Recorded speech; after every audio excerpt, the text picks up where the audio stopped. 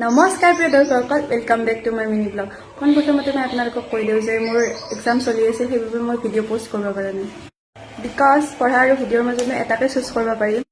যিহেতু মই ঘৰত থকা প্ৰাণী, অবভিয়াছলি মই পঢ়াকে চুজ কৰিছোঁ। এইগিলা আৰু কি দুখৰ কাহিনী শুনি থাকিব। ব'লা বিহুৰ পিঠা লাৰু বনাৰ প্ৰস্তুতি দেখাওঁ।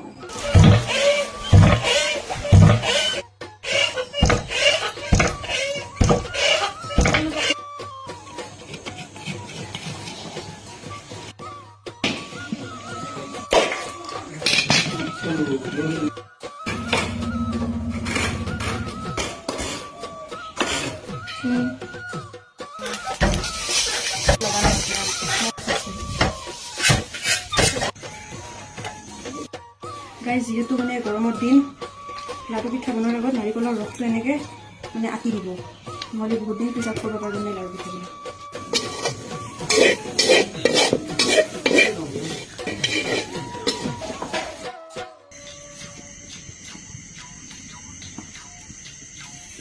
গাইজ, কি মোক পিঠা বনাই থকা বুলি ভাবিছে নাপায়। মই পিঠা চিঠা বনাই থকা মানুহ, অনলি খাৱা মানুহ।